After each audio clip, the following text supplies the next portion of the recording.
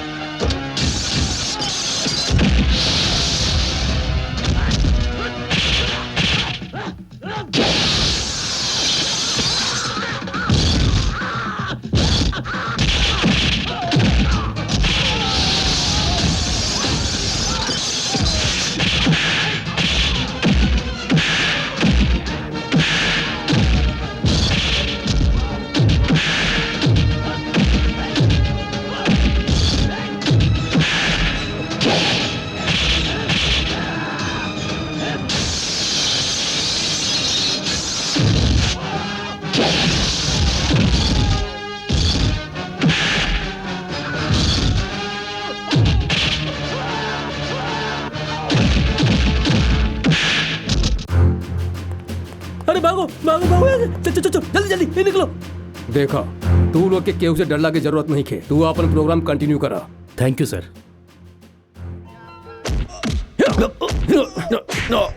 कहा रे, घर बनवावे तो तोहरा चंदा दे और घर बेचा तो कमीशन, और अगर केहू ना दे तो खून खराबा करवा तू लोग। तू का ये जाके कौन ठेका लेके रख ले बाड़ा। हम ना ऊ पांडू भैया पांडुरंगा ई के हा ऊ जे फैसला करे ले के हा ई कौन मजिस्ट्रेट हा कि मेट्रोपॉलिटन जज जे बैठ के फैसला सुनावेला और अपना आपके सबके बाप समझेला। ई बा कौन फैसला करे वाला? एक औकात कहा बा बताओ हमरा। वो पहलवान के गुंडागर्दियां बर्दाश्त के बाहर बा। चल पता बताओ। पता पता बताओ। बोल बोल क्या है ना बोल। लाल दरवाजा।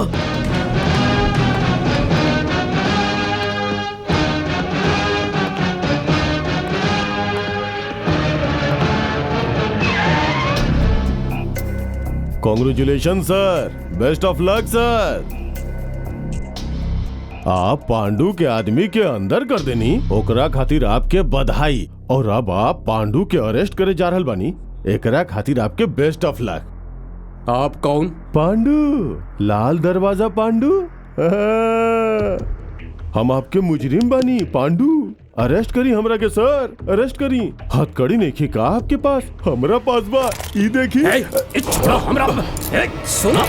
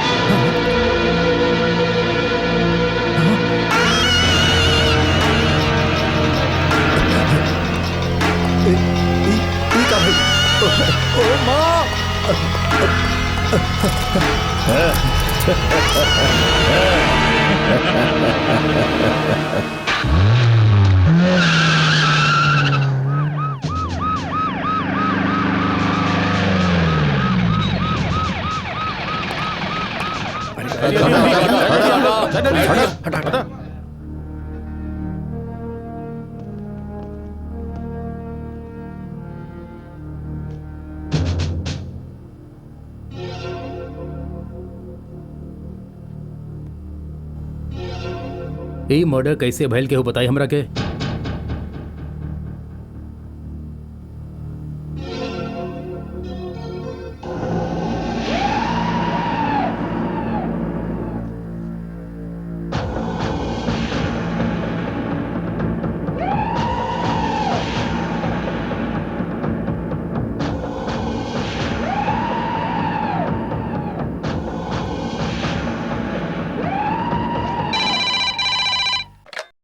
हेलो भैया, वकील साहब लाइन पर बाड़े। प्रणाम नायर जी। प्रणाम पांडू भैया। का भाई छोट काम खातिर परेशान हो गई नी? पुलिस वाला पांडु के आदमी के भीतर कर दिलस और तू एकरा के छोट बात कर रहल बड़ा। जब पांडु के नाम से खादी पहने वाला पॉलिटिशियन सब कापे ले, तई खाकी पहने वाला के का औकात था कि पांडु के आदमी के भीतर करके ओकरा के मार देवे के धमकी देवे? तक आप एकरा खातिर एगो एसीपी के भरा बाजार में मार डालब भैया। अगर हम एगो एसीपी के भरल बाजार में मार देनी तो का भइल? और आईपीएस के स्टेडियम में जला देनी तो हमरा फर्क ना पड़ी। जेकरा अंदर जिगर होखेला उ जगह देख के ना मारेला। जमानत मिले चाहे ना मिले, काल सवेरे तक हमार आदमी हमरा सामने होके के चाहिए।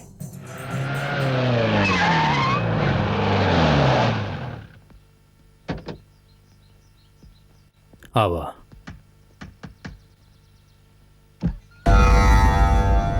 धनवी हा का? बेटा कहा माँ? मिस्टर धनवी, तोहरा एक बेर पुलिस स्टेशन आवे के पड़ी। लेकिन काहे? एगो पुलिस वाला के मर्डर भइल बा, ओहो सड़क के बीचों बीच, और आपके बेटा ओकर आई विटनेस है। सर हमके कुछो नहीं पता, हम कुछो नहीं जानत। वो इंस्पेक्टर के मरलस काहे मरलस हमके नहीं पता। पता कैसे नहीं खे? ये आई कार्ड तोहार है ना, ये हमके स्पॉट पर मिलल। तो हर साइकिल भी हमने के कब्जा में बा। तू ओइजा से काहे भाग के चल गेला? ई बहुत बड़ गलती कर देले बाड़ा। प्लीज ई मामले में पुलिस के मदद करा। सर हम का मदद करी? हमके कुछो नहीं खे पता। जब हम अपन आँख से कुछो देखले ही नहीं खे तो का बताई? देखा हम तुहार डर समझत बानी। तोरा कोर्ट कचहरी के चक्कर लगावे के ना पड़ी, हम ध्यान रखब। तू खाली इतना बता दा कि मर्डर के कइले बा। हमरा कुछो नहीं के पता सर। हम तो सवेरे मंदिर गए रहनी, पूजा करके जब बाहर आई नहीं तो देखनी हमार साइकिल चोरी हो गई। हम तो खुदे आपके पास आवे वाला रहनी अपन साइकिल के कंप्लेन लिखवावे। मेहरबानी करके हमार साइकिल वापस दिलवा दी। नमस्ते सर। माँ भीतर चलो।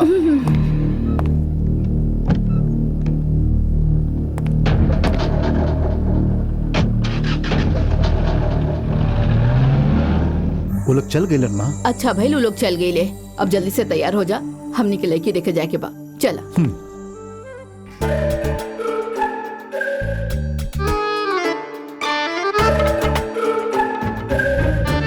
बाबू लड़की के बारे में का ख्याल बा? अरे एक बार देख ला, बाद में मत बोलिया। देख ले लेका। अरे हट, एक मिनट। ये लोग के बातचीत तो करवा दा, एक दूसरे के परिचय तो करवा दा। इंट्रोडक्शन करवाए के का जरूरत था? ये लोग एक दूसरा के जाने ले, मिलल जुलल डांस वांस सब हो चुकल बा, तबे तो मामला यहाँ तक पहुँचल बा। अगर सब ठीक बात है, लेन देन के बाद शुरू कर जाओ। कैसा लेन देन? ई तो पहले ही साफ साफ कह देले बाड़ा कि इनका कुछ ना चाहिए। ना चाहिए तो का अपन लड़की के खाली हाथ ना भेजब। हाँ, ये बात हमनी के जानी ले कि अगर लड़की के दहेज हमनी रखब तो एकरा आगे चल के परेशानी होगी। चलिए सब ठीक बा, अब हमारी शादी की तैयारी कइल जाओ। ओम भूर्भुवस्सुः तस्य वितुर्वरेण्यं भर्गो देवस्य धीमहि धियो यो न प्रचोदयात्। ओम त्र्यंबकं यमहे सुगन्धिं पुष्टिवर्धनम् उर्वारुकं बन्धनान् मृत्युर्मुक्षयमामृतात्। सर्वमंगल मांगल्ये शिवे सर्वार्थ साधिके शरण्ये त्र्यंबके गौरी नारायणी नमोस्तुते। ओम वक्रतुंड महाकाय सूर्यकोटि समप्रभ निर्विघ्नं कुरु मे देव सर्वकार्येषु सर्वदा। अरे बाबू धनवी, मंगलसूत्र हार पहनाए से शादी ना हो जाला। तोरा क्या अपन मर्दानगी दिखावे के होगी? चुप रही आप। हमने की लड़की के ना समझ रख ले बनी का? नारी अब बबला नहीं खे। चल सकता तू हो दिखा दा कि तू हो कम नहीं खू। हाँ तू हाँ, बड़ा देख लड़की के लिया संग जाओ। में हाँ, तू चावल समझ डाली के का बराबर बाबू। है। अरे हाँ, हम हाँ, लड़का हाँ, देख लिया हम जाओ। जीता। हाँ। अरे घबरा मत, डरा ठीक से डरा मत, ठीक से डरा। अरे यार, अजीब आदमी बात। अरे मर्दानगी दिखावा अपन। अरे डरा ना। हे भगवान, बेइज्जती करवा देला से यार। ई तो नाक कटवा देला। अब अगला देखल जाई। चला 1 2 3। चल चल चल चल चल। अरे जल्दी कर। अरे अरे कहाँ करत है? अरे बहुत जल्दी। अरे अब की बेइज्जती मत करवाइए। अरे पीछे मत रहिए। अरे यार, नाक कटवा देले फिर से। हार गए अब सारा जिंदगी के पीछे लगल रही है ऐसे। अरे नालायक, एगो अंगूठी भी ना निकाल पहले ते। अब तो निकाल लेना। 1 2 3। हाँ चल चल चल। अरे अरे क्या करता है? निकाल यार। अरे अब की तो निकाल ले। अरे अरे निकाल। अरे क्या करता है? फिर से फिर हार गए ले यार, फिर हार गए। अरे यार ई का कहले तू? हमरा के सारा इज्जत मिट्टी में मिला कोनो देले। बात नहीं के, कोनो बात नहीं के। अभी आखिरी खेल बाकी बा, ओमे हमनी के जीत होगी। ई बार तो हमनी के ही लेकर जीती।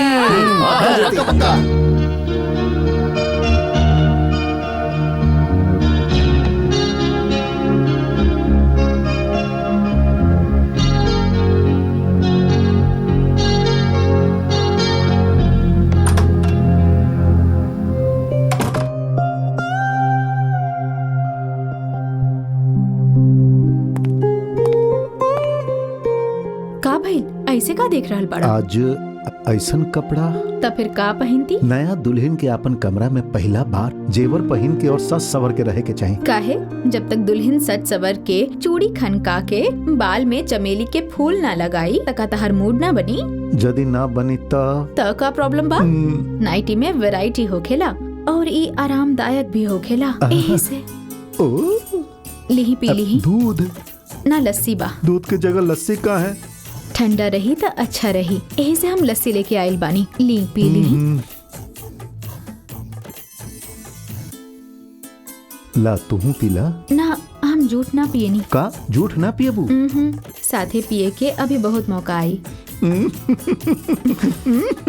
खैर अब वो सब छोड़ा और काम की बात करा। पोस्टमैन के बा? हाँ भाई, चिट्ठी लाल बड़ा हाँ ता दे दा। ऊपर वाला तो और भला करे भाई, कुछ नया लाल बड़े की फिर वह पुरान वाला मामला बा। रोज सवेरे चला वाला मुंह उठा के। ई का है? अरे तू भीतर जाना, बड़ा आयल बाड़ू पूछे। ए सुना रे, सब बाहर आवा, नोटिस बा, जल्दी आवा। Chalpati uncle good morning. आप सबके हमार good morning. Good morning. Notice आयल बा कहवा से आयल बा? बैंक से और कहवा से यू पूछे वाला बात बा। केकरा नाम से? और केकरा? हमरा नाम से। हमरा नाम से। तो फिर हमने के काहे बता रहल बा? तोरा ना बताई तो केकरा बताई? पीछे गली वाला के बताई? अपन ससुर के बताई? रुक बताओ जाइए। हमरा। आप लोग किराया ना देव तो हमने के घर कैसे चली? कह देनी ना किराया नहीं खे। 2 साल से तू लोग ये कह रहल बाड़ा हमने के तरह किराया पे ऐसे रख ले बानी ताकि तू लोग अच्छा लोग होगा, पर तू लोग तकलीफ नहीं का समझत। किराया इतना जरूरी बा का? हाँ जरूरी बा, बिजली और पानी के बिल देवे के बा। अच्छा ऐसन बात एक बार ऊपर आ जाई, बैठ के बात कर जाई। ऊपर हमार साली इतना प्यार से बुला रहल बिया, आ जाना। सुना हम ना आए। आई भैया आराम से बैठ के बात कर जाई। आई ना अंकल, मम्मी बुला रहल बाड़ी। ऊपर आके कहो कि हमने जाना तने। हे भगवान, ऊपर जैसे तो वैसे डर रहल बाड़े जैसे ओकरा सीधे ऊपर भेज रहल बाड़े। तू अभी नया आयल बड़ू बेटी, तो के लोग के बारे में नहीं खे पता। ये लोग 2 साल पहले ई मकान में किराएदार बन के आयल रहले और तब से अब तक किराया नहीं खन देले। एक बार तो मुत्तू कृष्णा के बुरा तरह फंसा देले। उ दिन चलपति ओकरा किराया देवे खातिर ऊपर बुलावलस। लिही खाई ना अरे खाई। दीदी, हाँ? फ्रूट खिलाए से कुछ ना होगी। काजू खिलावा, किशमिश खिलावा जीजा जी के। दीदी जूस भी पिलावा, नजर ना लगे हमार जीजा जी के। दा ना अरे वाह, दीदी वाह, का मजा रुक चल रहा काहे? बा। खिलावा ना खिलावा। इला पकड़ा। हाँ, खाई ना। सर हमरा और भी ध्यान दी तनी। काजू किशमिश खाता नहीं, जूस भी पी रहल बानी। हमारे किराया देवे खातिर पैसा नहीं के का? ए कृष्णा काहे गुस्सा कर पता नहीं रहा? के कहाँ गुस्सा तानी। हमरा कुछ नहीं के पता। हमरा किराया चाहिए, किराया चाहिए, किराया चाहिए बस। का बात बा भैया, आपके किराया ही चाहिए ना? किराया मांगा तानी, अचार ना। किराया ही चाहिए ना, ऊपर आके ले ली। ई भइल ना बात, अबे आवता नहीं। जब तक ये लोग के सुनावा ना, ये लोग के समझ में ना आवेला। आवता नहीं पैसा लेवे। चला हम आगे नहीं, हमार पैसा था। Thanks for the juice. 2000 के हिसाब से साल के 24,000, बिजली पानी एक्स्ट्रा जो आप लोगों ने से उम्मीद नहीं के, ऐसे भुला जाए। बाकी किराया तो आप दे सके नहीं। लेके आई माँ जी, जल्दी जाए, जल्दी जाए, जल्दी जाए माँ जी, लेके आई। अरे जाए ना, जल्दी करी प्लीज।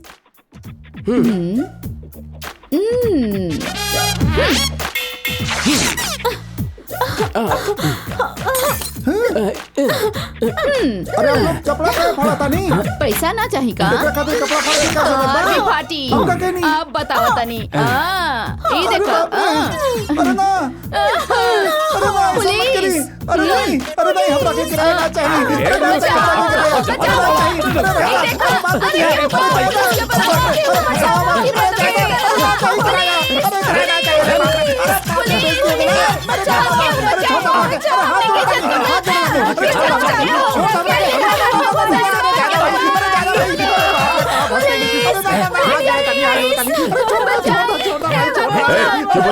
का हो रहल बा यहाँ पे? भैया आप सही समय पे आके कृष्ण भगवान जैसे अरे द्रौपदी हमरा की के इज्जत बचावा, बचा क्या बोला लेनी। ताड़ी? ये तो हमारी इज्जत लूटे आयल रहे। आज अरे तक ना क्या साहब, हो अरे हम तो अपन जाए। किराया ले आए नहीं है साहब। ए, चुप कर।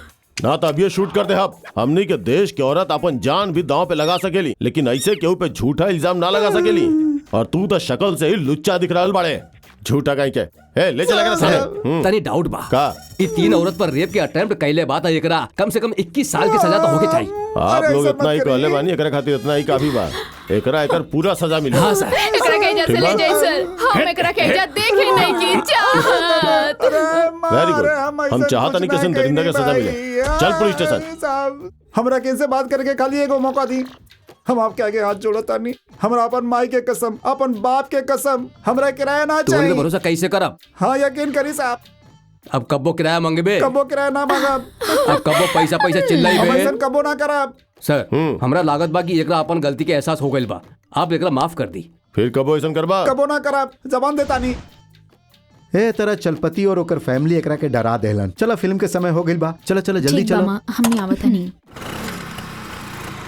आहो आवा ऊपर आवा। हम कहीं ऊपर, आप नीचे आए। अरे आवा ना ऊपर। अरे अरे आवा आवा नीचे, का आवा। भाई? अरे डरा नीचे रहा रहे है। ना बड़ा। बुलावा, केकरा बुलाए के बा? हाँ तो के तो मुर्गी के गर्दन की तरह मरोड़ के रख दे, मरोड़ के। हाँ तू हमार गर्दन मरोड़बू तो टांग तोड़ के हम तोरा हाथ में दे दे। आवा ना।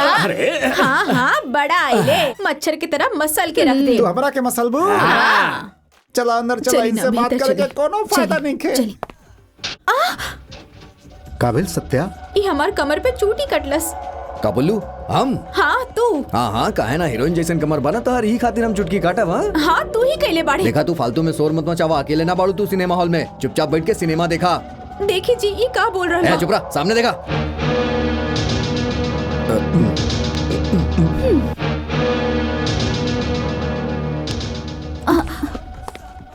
एजा बैठा, एजा तो के केहू ना छेड़ी, एजे बैठ के सिनेमा देखल जाओ। सुनी जी, वो हमरा छेड़त रहे। तबे तो तोके एजा से एजा ले आईनी। पराया आदमी हमरा छेड़लस और तू सब सह रहल बाड़ा। अरे छोड़ा ना, भूल जाओ ओकरा के। देखा देखा देखा देख, 40 की उम्र में भी ये हीरो कैसे उछल उछल के डांस कर रहल बा। अरे ये हीरो के तो कोनो जवाब ही नहीं खे।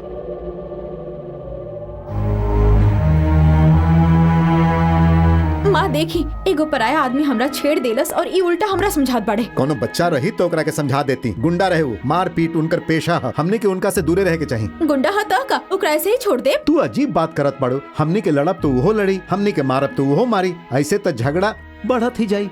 देखा सत्या, जे जैसन करेला वैसने भरेला। जे अच्छा करेला वो स्वर्ग में जाला और जे बुरा करेला वो नरक में जाला। चलो माँ, बहुत भूख लागल बा। चलो सत्या, खाना खाला। हे भगवान, एक तो गर्मी के मौसम, ऊपर से बिजली भी नहीं खे। तू ऐसा बैठ के का करल बाड़े? जा फ्यूज देख के आओ। ठीक बा बाबूजी। ओहो ये गर्मी। हाजी का चलपति भाई, हाँ। बिजली नहीं खे का? नहीं खे। काहे के फ्यूज हम निकाल देले बानी। हाँ।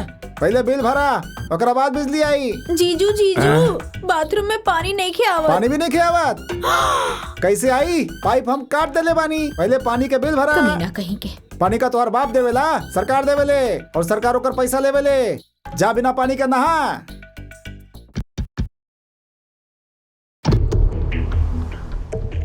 आपके हमने गुजरात में भूकंप पीड़ित खातिर चंदा इकट्ठा करे आइल बनी जा। गुजरात में भूकंप आयल 1 साल हो गइल बा। अब कौन बात के चंदा मांगतानी? जी, हमनी के गुजरात भूकंप खातिर ना बल्कि आंध्रा में आवे वाला भूकंप खातिर चंदा इकट्ठा कर रहल बानी। आंध्रा में भी भूकंप आवे वाला बा का? एकरा में इतना हैरान होके वाला कौन बात बा? भूकंप कहवा आ जाए, कब आ जाए, केहू ना जानेला। और तब के जानेला कि के होकी के ना होकी, केकरा पता? आंध्रा में कोनो भूकंप नहीं खे आवे वाला। आप जाइन। गलत बात बा।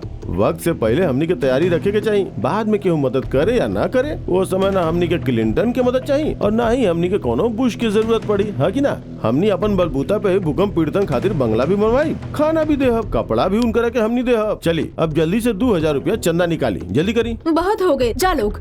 हमनी के इतना बेवकूफ नहीं बेवकूफ नहीं खू। अगर हमनी से मजाक करबू ना तो जीएल मुश्किल हो जाए। बकवास बंद करो और जाए जैसे अभी के अभी। सत्या सत्या, का भइल? हम ही बदतमीज के चंदा ना देनी तो ये हमरा के थप्पड़ मार देले और हमनी के घर में घुस के गुंडागर्दी करत आड़े। नमस्कार भाई साहब। का रे, ये तोर घर वाली बिया? हाँ सर, अभी अभी शादी भइल बा। ई एजा खातिर नया बिया सर, कुछो नहीं के जाना। चंदा हम आपके देता नहीं सर। कितना चाहिए बताइए सर? 2000। ई लिही 2000 सर। कहीं तो हम आपके ओजा तक छोड़ दी। चलो भाई लोग।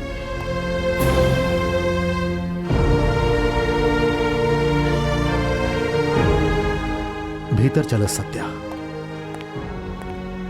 रुकी, ये सब कहा कहीं नहीं आप? ये सब तो रोज के बात है। आपके खातिर होगी, हमरा खातिर ना। कोनो ऐरा केरा आदमी आके हमरा थप्पड़ मार दे और हमार पति के सॉरी बोल के वापस भेज दे, ये आपके मामूली बात लागेला? ऐसे आदमी के तो जूता से मारे के चाहिए। छोड़ो सत्या, ऐसा छोट बात के अनदेखा कर देवे के चाहिए, भूल जाए के चाहिए। कैसे भूल जाए के चाहिए? हॉल में वो आदमी हमरा से छड़कानी कैलस तो आप हमरा दूसरी सीट पे बिठा देनी। एगो गुंडा घर में आके हमरा थप्पड़ मार देलस तो आप ओकरा पैसा दे के वापस भेज देता नहीं सॉरी बोल के। कल के वो घर में घुस के हमारी इज्जत लूट ली तो? सत्या बर्दाश्त करो, हम जाना तनी आप ये है कहब, बर्दाश्त करो। जब एक गुस्सा उतर जाई तो हम एकरा समझा ले। तू चिंता मत कर, जब भी कुछ भइल बा तो हम ही समझ ले बानी ना। अरे रे रे रे रे, पानी आवे के समय हो गइल बा। चलो चलो चलो।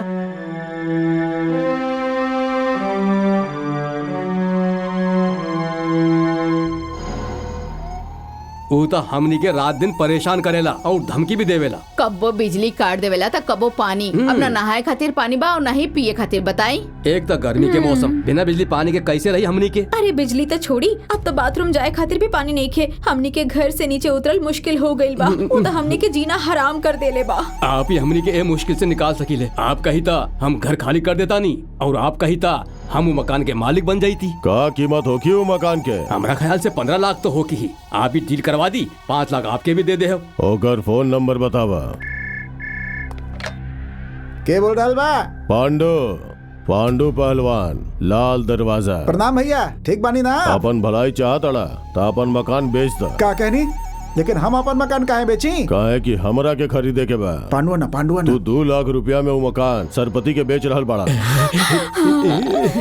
बॉन्ड पेपर भेज रहल बानी ओकरा पे, दस्तखत कर दिया। Bond paper 2 lakh? मजाक करत तानी का आप? ए सुना, ई का गुंडागर्दी हो? हमनी के अपन मकान नहीं खे बेचे के बा, जौन करे के बा कर ला। जा जाके ओकर बीवी के उठा के ले आवा।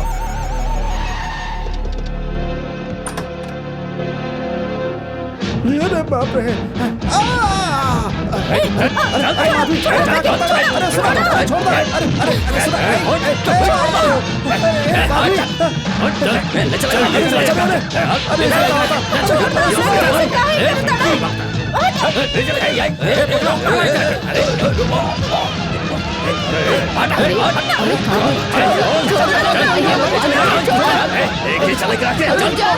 अरे ये सब का हो रहा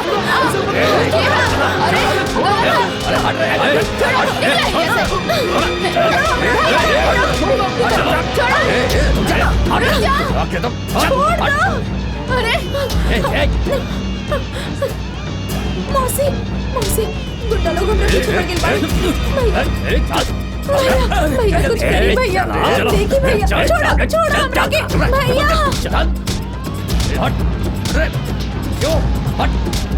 चला सबको, आलू भाई का आदेश है। गाड़ी में डाल, गाड़ी में डाल। चला माधवी! माधवी! अरे रुका! माधवी! अरे क्या करो तानी? रुका! अरे रुका! माधवी!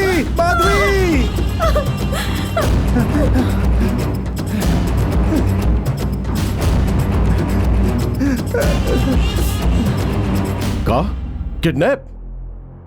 वो भी हमारे इलाका में? के कैलाश? पांडुआ ना सर। वो केहू भी होके हम ओकरा के पकड़ के जेल के अंदर डाल दे। हम चला।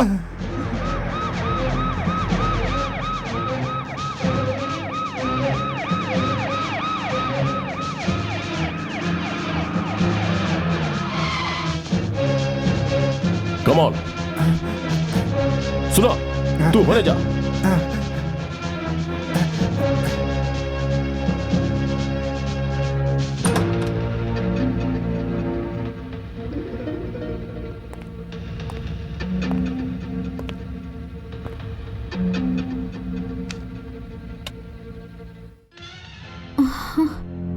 कैरी ऑन। इंस्पेक्टर सर, मिलनी का ये तो क्यों नहीं किया? होने कई को कमरा बा, वहाँ जाके देखी अरे ना। हम तो सामने ही सारा घर देख लेंगे। सुनी जी। यूं ही की आवाज बा, ऊपर बड़ी। अरे वो कर आवाज ऊपर नहीं के। हर औरत के चीख एके जैसा होखेला। जैसे सुन, हे भगवान हमरा बचा ला। बिल्कुल ऐसे नहीं बना। हमार बीवी होके तो आर बीवी होके, चाहे केहू और की बीवी होके, सबके आवाज एक जैसा नहीं होखेला। देख अब एजा तो नहीं के, कहीं और देखल जाओ। चल यहाँ से। सुनी जी। माधवी!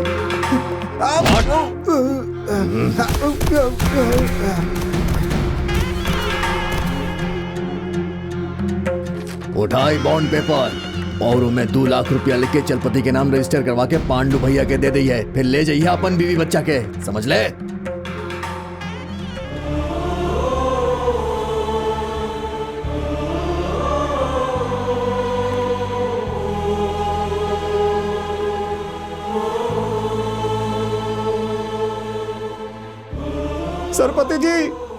सरपति जी कहा ई रहल मकान के कागज।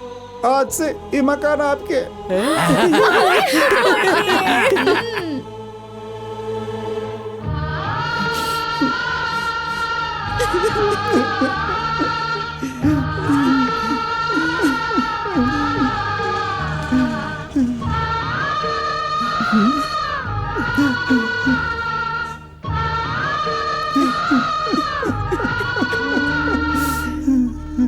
का भइल भैया, आप रोवत काहे बानी?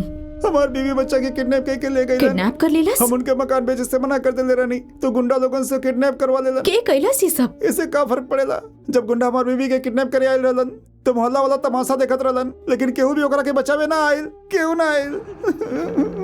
ओम देवाय नमः ओम सुनतानी देवाय नमः, आपसे ओम कहा तानी देवाय जब नमः। गुंडा कृष्णा की बीवी के उठा के लिए जात रहन तो उनका रोकला काहे ना? हमने के सब चीज से का लेबे देवे के बा? शर्म ना आवेला ऐसन कहे में? मर्द बानी तो मर्द की तरह जी, हाथ पैर टूट गइल बा, बुढ़ापा आ गइल बा, अरे अभी तो हट्टा कट्टा बानी, केहू के जिंदगी बर्बाद हो रहल बा और आप खड़ा खड़ा तमाशा देख रहल बानी। हे भगवान, दूसर के फटल में टांग अड़ावल हमार आदत नहीं खे। हाँ आपके का पड़ल बा, आप तो औरतन वाला काम करी बस। सत्या, हम आपके बेटा के खाली मर्दानगी खातिर कहनी तो आपके बहुत गुस्सा आ रहल बा। हम तो इनका के हमेशा से बर्दाश्त कर रहल बानी, कभी सोच ले बानी हमके कितना गुस्सा आवत होखी। हम इनका से शादी एक खातिर ना कईनी कि गोरा बाड़े और हैंडसम बाड़े या फिर हमारा होखे वाला लड़का खूबसूरत और हट्टा कट्टा होखी। हम तो यही सोच के इनका से शादी कईनी कि ई एगो असली मर्द बाड़े, यही से। और कोनो ऐरा गहरा हमरा तरफ आंख उठा के देखी भी तो ये होकर आंख निकाल दी है। लेकिन अफसोस हमके पता ना रहे कि इतना डरपोक निकली है। देखी हम कुछ नहीं की जानत, अभी जाके कृष्णा के बीवी बच्चा के गुंडा से छुड़ा के ले आवा, ना तो जाता नहीं हम अपन मायके। तोहार दिमाग तो ठीक बा ना? यदि पति बुरा होखे तो अक्सर लड़की ओकरा छोड़ देवेले, बाकी तू पड़ोसी के बीवी बच्चा खातिर अपन पति के छोड़बू? हम कुछ नहीं की जानत, अगर तू यही समय उनका के छुड़ा के ना लेला तो हम तोहरा डिवोर्स दे देब। ऐसन बात नहीं है सत्या, हमरा खातिर सबसे पहले अपन परिवार बा, अपन भलाई, तोहार भलाई, माँ के भलाई, ओकरा बाद ही सारा दुनिया बा। कही है तोहार आखिरी फैसला है? हाँ ऐसा नहीं समझ ले।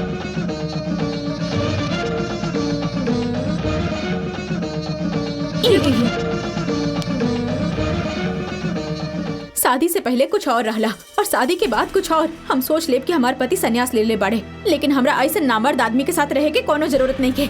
सत्या बेटा, अरे ई कहीं ना जाई माँ, गुस्सा उतर जाई तो अपने आप चलाई। तू प्याज के पकौड़ा बनावे वाला रहलू ना, हम प्याज काटा तनी, तू बाकी के तैयारी कर। मुंह में पानी आ रहल बा पकौड़ा के नाम से। चलो चलो जल्दी चलो।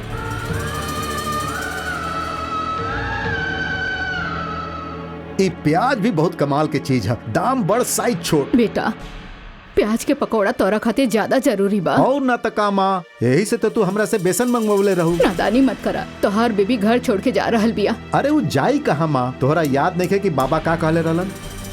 तू अच्छा रहबा तब परिवार अच्छा रही, और अगर परिवार अच्छा रही तो सारा मोहल्ला अच्छा हो जाई। हम आपके बेटा के खाली मर्दानगी खातिर कहनी तो आपके बहुत गुस्सा आ रहल बा। हम तो इनका के हमेशा से बर्दाश्त कर रहल बानी, कभी सोच ले बानी हमके कितना गुस्सा आवत होखी। हम तो यही सोच के इनका से शादी कईनी कि ई एगो असली मर्द बाड़े।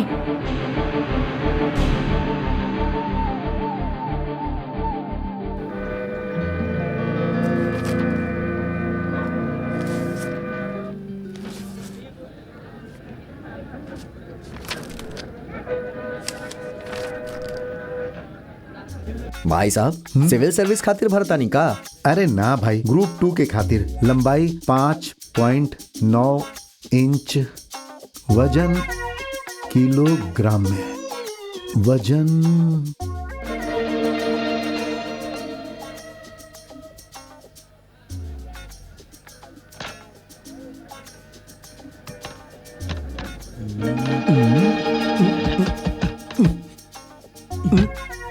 साहब जी ये मशीन खराब है। खराब है? जी हाँ, हफ्ता भर से खराब चल रहल बा। खराब बात लिख के टांग देवे के चाही ना। अरे जेकर काम हा वो करेला ही ना भाई।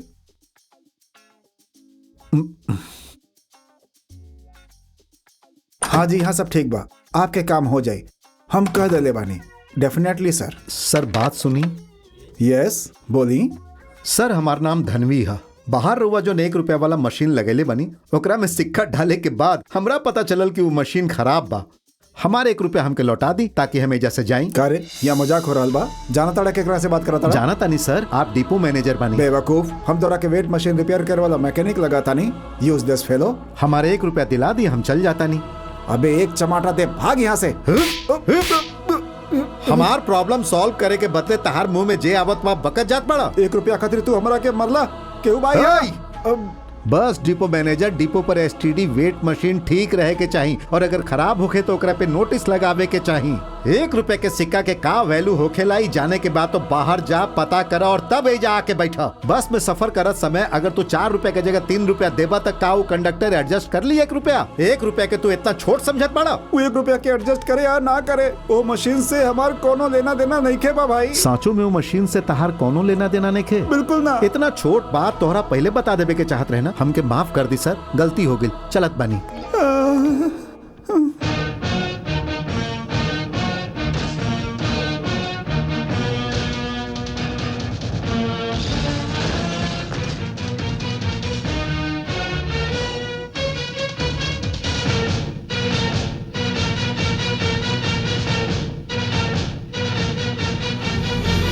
ये आदमी पागल है का? मशीन तोड़ देलस। ना वो पागल नहीं खे, बल्कि अपन रुपया की कीमत समझेला, तबे तो मशीन तोड़ के सिर्फ आपन पैसा लेलस। हे भगवान, हम कृष्णा डिस्ट्रिक्ट के लड़का और करीमनगर के लड़की हमनी के लुक्स देख के प्यार कर लेनी, लेकिन अभी शादी न हो सकेला। वो कहेले तू तेलंगाना के लड़का, हम आंध्रा के लड़की, और यही झगड़ा में हमनी के शादी टूट गई। तू चुपचाप बैठल बाड़ा, आंध्रा के बच्चा के साथ नाइंसाफी हो रहल बा। तू कुछ नहीं करत बाड़ा, कुछ करा स्वामी, कुछ करा। अब हमरा आंध्रा के लड़की से मिलवा दी। जय आंध्र प्रदेश।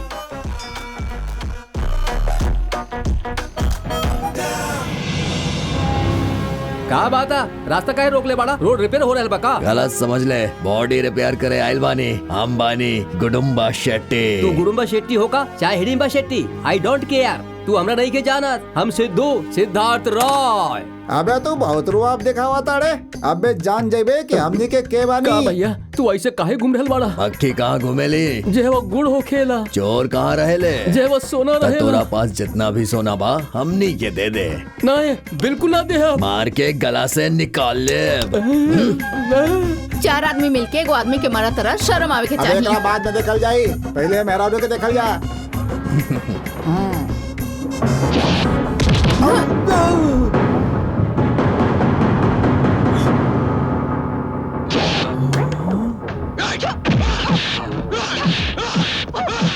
अरे बाप रे, ये तो साधारण लड़की है के, ये तो तूफान दिया।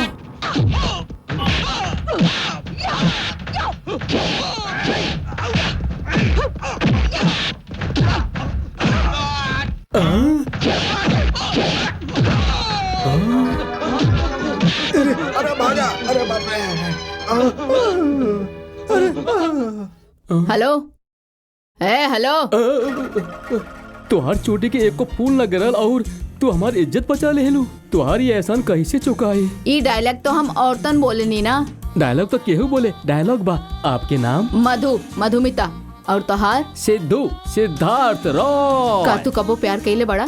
काहे ना? ये प्यार के फालतू चक्कर में हम कबो ना पड़ी ले और पड़े भी ना चाहिए। हम यही से खुश बानी और मस्ती में जी रहल बानी। ऐसे का देख रहा बाड़ू, जौन हम कहनी सच बा। तोहार सच्चाई हमरा पसंद आई। तू भी हमरा बहुत पसंद बाड़ू। सिद्धू, मधु, सिद्धार्थ राय, मधुमिता। मधु, एगो स्माइल तो दे दा। छी, ये लड़का के कबो अकल ना आई, ये कबो ना सुधरी। का समझेला अपना आपके? हैं 1 रुपया खातिर 10,000 के मशीन तोड़ के आ गए भाई। गुंडा बनल चाहत बा का गुंडागर्दी मचा के रख ले भाई? हम कोनो गुंडागर्दी नहीं के कैले, हम सिर्फ अपन 1 रुपया वापस ले ले बानी। माना ताने रुपया कर रहे, लेकिन मशीन एकरा बाप के ना रहे जो नकरा तोड़ फोड़ के चल आईली। माँ इनकरा के बता दा, वो रुपया हमारे पिताजी के मेहनत के कमाई है। अगर तोरा मेहनत के कमाई के इतना फिक्र रहत ना, तो तू वहाँ जाके ऐसे तोड़ फोड़ ना करता। रुपया बिना झगड़ा के मिल सकत रहे। 30 साल के हो गई नहीं, फिर भी हम आपके कमाई पर बनी। रुपया बर्बाद करे के हमारा औकात नहीं है। बाकी मशीन तोड़े के ताकत बा ना तोहरा में? हाँ बा, हमार पिता के मेहनत के कमाई है और इनका टेबल के नीचे से भी लेवे की आदत नहीं है। सीधा साधा सच्चा इंसान बड़ी। 10 साल से हम डिग्री हाथ में लेके ये ऑफिस से वो ऑफिस घूम रहल बानी। बस के किराया, रुमाल, सेविंग ब्लेड खातिर भी हम अपन माँ बाप पर बोझ बानी। यही से हम अपन रुपया वापस लेके आई नहीं। का गलत कहनी माँ? सही कइला। का खाक सही कैलस। मशीन तोड़े के गुंडागर्दी करे के तू सही बता रहल बाड़ू। गलत बा। का गलत बा? जब तू बाजार से सब्जी लेके आवेलू और वो खराब निकलेला तो ओकरा सब्जी वाला के वापस करके आवेलू की ना? हाँ, करे नी ना। हम तो ये कहले फिर तो बिल्कुल सही कइला। तो एकदम चुप रहा। का सही बा में? सब्जी में या वेट मशीन में कोनो बराबरी होखेला का? बराबरी कुछो नहीं खे। हम एकरा समझा देब। आप पहले नहा के आई जाई। चला खाना खा ला। खाना बस यह काम बा एकर। अच्छा माँ, हम कुछ गलत कहनी? तोहरा पता बना तार बाबूजी गुस्सा में बाड़े। तू सब छोड़ा और खाना खा ला।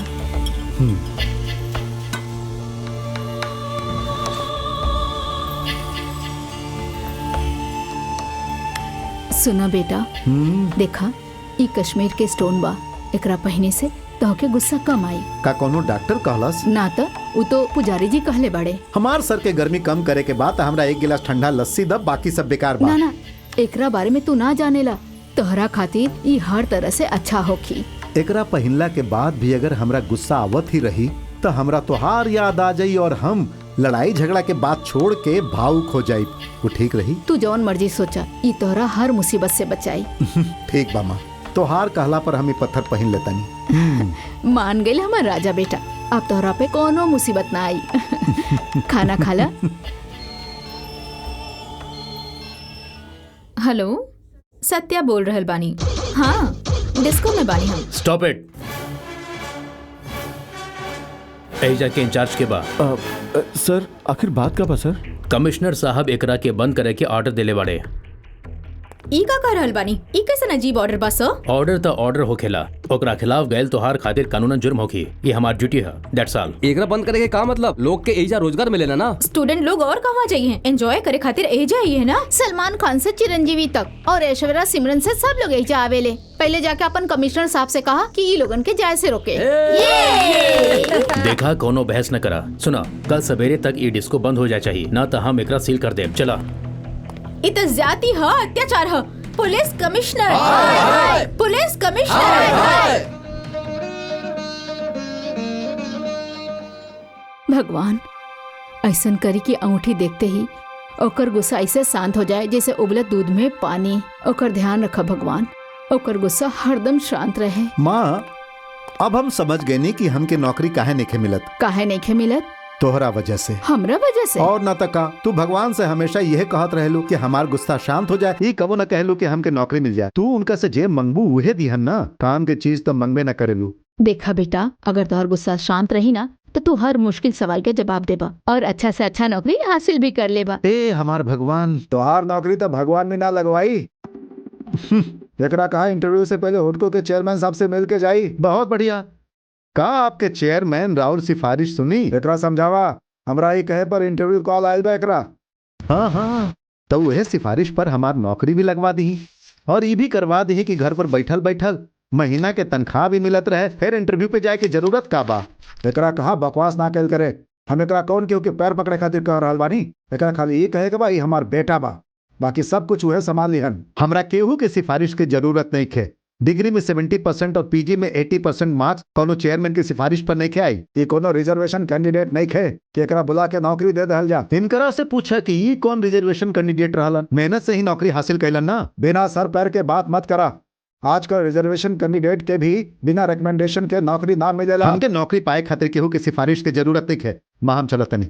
बेटा ध्यान से जाइए। सुना, तुम्हार बेटा कबो सुधरे वाला नहीं खे। जरूर सुधरी। ये बार इंटरव्यू में सिलेक्ट हो जाए ना तो पूरा तरह से बदल जाए। आप देख ले, नौकरी ओकरे के मिली। हाँ। We want disco. Police commissioner. We want disco. Police commissioner. We want disco. Police commissioner. We want disco. Police commissioner. We want disco. Police commissioner. We want disco. Police commissioner. We want disco. Police commissioner. We want disco. Police commissioner. We want disco. Police commissioner. ये का तमाशा होत बा भाई? Student लोग रास्ता रोके रखले बड़े। वजह डिस्को थेक बंद हो गई बना, यही वजह से सारा छात्र लोग सरकार के खिलाफ रास्ता रोक के खड़ा पड़े। Police commissioner. We want disco. Police commissioner. We want। भाई साहब क्या घुसा जा रहा है बड़ा? दिखाई नहीं देत, काम से जाता नहीं। हमनी के भी तो काम से खड़ा बानी सर, तोरा दिक्कत नहीं खे? रास्ता रोक ले बानी, हमनी के सपोर्ट करा। ये सब में हमरा कोनो दिलचस्पी नहीं है। हमके इंटरव्यू खातिर जाए के बा, रास्ता छोड़ा। का मतलब सर? स्टूडेंट के प्रॉब्लम में दिलचस्पी होके के चाहिए। आपके स्टूडेंट के साथ हमदर्दी होके के चाहिए सर। हमके इस सब से कोनो मतलब नहीं है। कैसे मतलब नहीं के सर? एजा सब स्टूडेंट बाड़े, आपके ऐसे फर्क ना पड़ेला का? हेलो, लागत आपके हमार बात समझ में नहीं के आवत। तोहरा इसमें दिलचस्पी होखे ना होखे, तोहरा सपोर्ट करे के पड़ी। प्यार से कहत बनी, हमार रास्ता छोड़ दो। छोड़ी रास्ता। हाँ, छोड़ी। छोड़ी।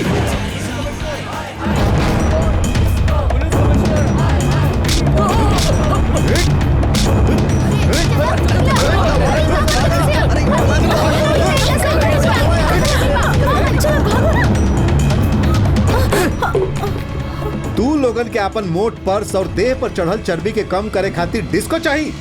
जकरा बंद कर दिहल गईल तो ओकरा खातिर तू लोग आवाज उठावत बाड़ा और एकरा खातिर हमार सपोर्ट चाहिए। एकरा का तू नेशनल प्रॉब्लम समझत बाड़ा कि इंटरनेशनल प्रॉब्लम समझत बाड़ा?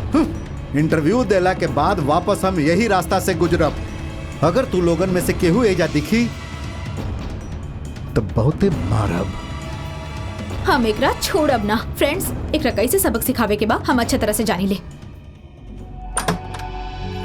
ना मिली, केहू के नौकरी ना मिली, सबके सब जवाब सही देबा तब वो ना मिली नौकरी। SC ST OBC जनरल केहू खातिर नहीं घे नौकरी आई जा। जेकरा पास जितना बड़ सिफारिश वही के नौकरी मिलाता आई जा। हमार बात सुना, हमरा साथे चला। हम कहता नहीं चला हमरा साथे। कहाँ पे? करीमनगर। करीमनगर काहे?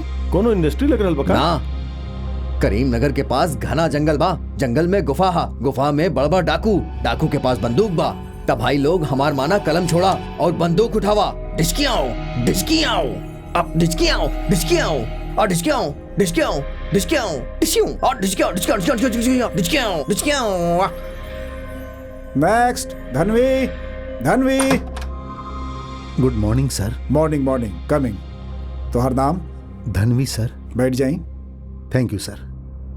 तोहर कास्ट का है? अपर कास्ट के बानी। आप जैसा अपर कास्ट के लोगन के नौकरी की जरूरत ही का बा। ऊंचा जात औलद के तो शादी में ही लाखों रुपया मिल जाला। बीवी के पैसा से बिजनेस शुरू करा और सुखी रहा। अपर कास्ट के लोगन के भी नौकरी की जरूरत होखेला सर। ओके ओके, छोड़ा इस सब बात के। तो कौना जिला के बड़ा तू? कृष्णा जिला है सर। कितना जिला, कितना बड़ा एरिया बा? सॉरी सर, नहीं खैर जाना। छोड़ी, वो एरिया में कितना गांव बा? पता ना सर। अच्छा, तोहरा गांव में औरत के परसेंटेज कितना बा? सॉरी सर, नहीं कहा है जाना। भाई? सॉरी के अलावा और कुछ ना आवेला का तोहरा? हम सिविल सर्विस खातिर नहीं बल्कि बैंक सर्विस खातिर आयल बनी सर। हम एमकॉम कैले बनी। तो तोरा से खाली एमकॉम से जुड़ल सवाल कल जाए का? जी के नाम के कोनो चीज होखेला कि ना? ई का बा?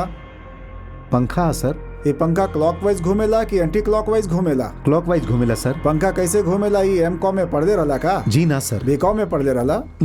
इंटर में पढ़ले रहला का? तक अपने घरे बैठले पढ़ लेला? जीके से ही पढ़ला ना? अच्छा एगो बात बतावा, ई कहा? एकरा चश्मा कहल जाला सर। एकरा पैर में ना आँख पर लगावल जाला। ई एमकॉम में पढ़ले रहला का? जी ना सर। तो तोरा के कैसे पता चलल? जीके में ही ना? जी सर। देखा, अमिताभ बच्चन के प्रोग्राम में जाए खातिर लोग गाइड खरीदेलन, अखबार खरीदेलन, अपन जनरल नॉलेज ठीक करके ही आगे बढ़ेलन। तू इतना तैयारी भी ना कर बा तो नौकरी कैसे मिली? एक बात बताई मिस्टर धनवी, हैदराबाद में समुद्र काहे नहीं खे? हमार शक्ल देखे से बेहतर बा कि एकर जवाब दी। पहले रहे सर। 1947 में आजादी मिले से पहले हैदराबाद में समुंदर रहे। आजादी के बाद अंग्रेज सरकार ओकरा ट्रेन में भर के ले जात रहलन। जौन बॉगी में उस समुद्र के भर के इंग्लैंड ले जात रहलन, ओकरा में एगो छोट सा छेद रहे। समुद्र के सारा पानी ओइजे से रिस रिस के खैराताबाद के लेक में भर गई और फिर देखत ही देखत ओइजा बहुत बड़ झील बन गई। ओ ट्रेन के ले जाए वाला ड्राइवर के नाम हुसैन रहे और यही से ओ लेक के नाम हुसैन सागर लेक रख दिहल गई। मजाक कर रहल बड़ा का? ई मजाक नहीं है सर। हजारों साल से झूठ के सच और सच के झूठ ही तो बनावल जात बा। जहाँ इतना झूठ तो एक और झूठ सही। छोड़ा है पर कोनो बात मत करा। हिंदी तो अच्छा से पढ़ लो अखबार ना। 3 पतिव्रता औरतन के नाम बताई। सीता, सावित्री, अरुंधति। अपन माई के नाम ना बतावला? कितना विश्वास के साथ 3 गो औरत के नाम बतावला? का सीता तो हर बहन बाड़ी, सावित्री तो हर कजिन बाड़ी? जे सामने बा ओकर नाम ना बता के केहू और के नाम बता रहल बड़ा। एकर मतलब अपना माई पर विश्वास नहीं के तोहरा?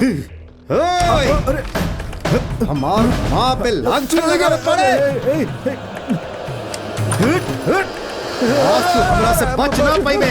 आज हम तोहरा के जान से मार दे। हम तोहरा के छोड़ब ना। मार दे हम तू संभल के। छोड़ब ना। माई पे लाग लगाइबे। तू सबके इतना हिम्मत? अरे केहुआ छोड़ब ना।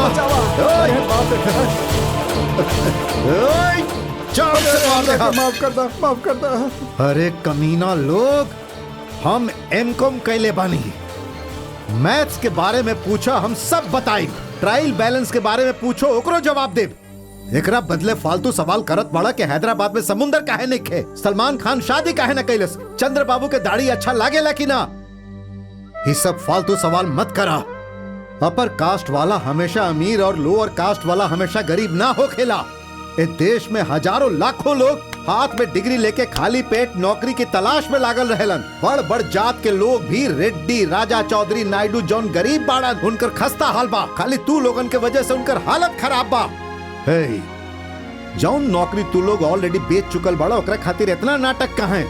खाली तू लोगन के नाटक खातिर धोल और प्रेस कैल कमीज पहन के बस के किराया और एप्लीकेशन के पैसा जुटावे में कितना मुश्किल होखेला का तू ही जानत बड़ा? अम्बेडकर जी रिजर्वेशन करके हमने के तक कहीं के ना छोड़लन। अगर आज वो जिंदा रहतन तो हम उनका पैर पकड़ के यह कहती कि रिजर्वेशन खाली उनकरा खातिर हो जिनका पास खाए खातिर नहीं खे, ना कि खाली कोनो जात के आधार पर। चाहे हमनी जैसे अपर कास्ट लोगन खातिर हमनी के इग्नोर करत पानी, हमनी के तकलीफ समझे खातिर भी आप लोग कोशिश करी, आप लोगों के सामने हाथ जोड़ के भीख मांगत पानी, भीख मांगत पानी आप लोगन से। अरे तू लोगन जैसन के हाथ में आके ये देश पूरा तरह से कूड़ादान में चल गइल बा। तोहरा जौन सरकार भर भर के देवेला ओकरा से तू लोग हलवा खाएला और हमनी के हाथ से जूठा थाली भी छीनेला। मत करा ऐसन, अरे मत करा ऐसन।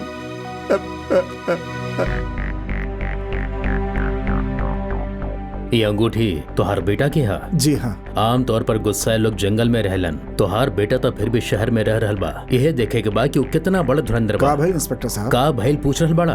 वो इंटरव्यू ऑफिसर के मरले बा। इतना ही ना, सरकारी दफ्तर में जाके तोड़ फोड़ भी कैले बा। काहे तोहार लड़का अपने आप के बहुत बड़ बदमाश समझेला कि सोच रहल बा कि हमने के चोरी पहन के रखले बानी। का भइल माँ? तोहार नाम ही धन्वी बा। जी हाँ सर। कारे तोहार इतना हिम्मत कि तू ठाकुर साहब पर हाथ उठौले? अभी तोहार यही जगह हम एनकाउंटर कर देव, समझला? सर ये दिमागी तौर पर तनी कमजोर बा, छोड़ पड़ के तमीज देखे कुछ बोल देवला केहू के। प्लीज एकरा माफ कर दी सर, प्लीज करा। और भी कमाल करके आई हनी, ऐसे मोहल्ला में इज्जत बढ़ जाई हमनी के।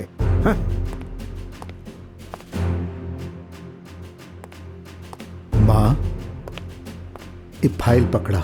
अब कहाँ जाता रहा तू? इंस्पेक्टर मरले रहे ना, दांत में दर्द होत बा, टैबलेट लेके आवता नहीं। तू रुक जा, हम ही लेके आवता नहीं, न तो फिर कोनो गड़बड़ के आ जाई बाहर से। हम बस 10 मिनट में आ जाई दवाई दुकान से। हाँ सर, वो आके हमनियों के साथ है मार पीट कैलस, लेडीज के भी मरलस सर, ऐसा जगह मरलस कि बता भी नहीं की सकत। ये देखी एजा सूज गइल बा सर। हमरा भी एजा चोट लगल बा, मगर हम दिखाई कैसे? वो हमने के सारा बैंड सेट भी तोड़ देला। सर ओकरा बिल्कुल मत छोड़ब, ओकरा पे मर्डर केस, रेप केस सब कुछ लगा दी। हाँ सर, हाँ। हाँ वो तो ठीक बा, लेकिन वो रहेला कहवा? नाम कहा होकर? नाम तो नहीं के पता सर, मगर देखे में गोरा और हैंडसम बा। अरे बहुत सारा लोग देखे में गोरा और वेल फिट होखेलन, अब वही के देखा वो तो गोरा और हैंडसम बा। ये बा सर, ये बा। हाँ ये बा सर। वो तो पागल बा। हम एकर घर गए रहनी और एकर सेवा करके आयल बानी। सर हमनी के तसल्ली खातिर ओकर एक बार और सेवा कर दी बस ना। इतना सा बात बा, अभी कर देता नहीं। सर हमके आपसे एगो इम्पोर्टेंट बात करे के बा। इम्पोर्टेंट बात? जी हाँ सर, हम अभी दवाई लेवे दुकान पर गइल रहनी, आपके बारे में बहुत पर्सनल बात पता चलल हमके। कोनो सीक्रेट बा का कि ऐसे ही? बहुत गहरा मामला बा सर, कहीं तो हम सबके सामने कह चुप दी। करा, हमार दिमाग खराब मत करा। हम सुनने बानी कि तू अपन बाप के बेटा नहीं खा। तोहार शक्ल सूरत भी पड़ोसी कृष्णा मूर्ति से मिलेला। तोहार माई का बचलन औरत रहे।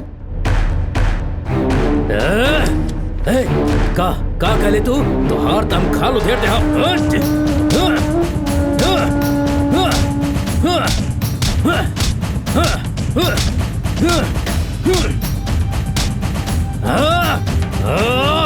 हम तो के जिंदा ना छोड़ा, मार देख तोहरा के। यही बात पर हमू इंटरव्यू ऑफिसर पर हाथ उठावले रहनी सर। हम आपके माई के नहीं जानत सर, आप कहवा के रहे वाला बानी इहो नहीं जानत सर। हम तो आज पहला बेर आपके देखले बानी।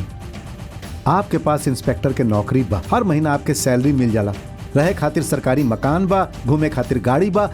इतना सब कुछ होखला के बाद भी आप लोग में से कुछ लोग अपन जमीन बेच के रिश्वत लेके करोड़पति बन जालन। इतना सब कुछ होखला के बावजूद भी आप लोग सुख शांति से जिए के बजाय लोगन पर अपन रौब झाड़े नहीं, गुस्सा उतारे नहीं। तब फिर हमनी जैसन लोग जौन 30 साल के उम्र होखला के बावजूद 70-80% लेके डिग्री लेले बानी, सैकड़ों बेर इंटरव्यू देवे जाए नहीं और फेल हो जाए नहीं सर। छोट छोट चीज खातिर, रुमाल, चप्पल, सेविंग किट जैसन चीज खातिर माई बाप के मोहताज बानी जा। हमनी जैसन लोगन के बेरोजगारी और लाचारी के मजाक उड़ावत हुए इंटरव्यू वाला हमार माई की इज्जत पर कीचड़ उछल ले रहे सर। हम तो खाली वो लोग से आम आदमी के तरह नौकरी मंगले रहनी ना, ओकरा बदला में वो लोगन से हमरा का मिलल? बेइज्जती। जब आप लोगन के इतना ज्यादा गुस्सा आ सकेला तो फिर हमने के अपन फ्रस्ट्रेशन कैसे दबाई, कैसे बर्दाश्त करी हम अपन माई के बेइज्जती के? कहवा निकाली हमने के अपन फ्रस्ट्रेशन? बताई कहवा निकाली अपन भड़ास? बिना कुछ सोचले समझले आप हमरा घर पर आके हमरा मरनी, बिना हमार कोनो गलती के आप हमरा सबके सामने में क्रिमिनल साबित कर देनी। हमके भी ये पुलिस स्टेशन में आपके मारे के पूरा हक बा, कहे कि हम बेकसूर बानी। ओए, एगो बात ध्यान से सुन ला, तोहार गलती ई बा कि तू एगो बेकसूर पर हाथ उठौला। अगर तोहरा तनी सा भी ऐसा लागता कि कहीं भी हमार कोनो गलती रहे तो ई ला पिस्तौल, कौनो समय हमार घरे आके हमरा के मार दिया, एनी टाइम, याद रखिया।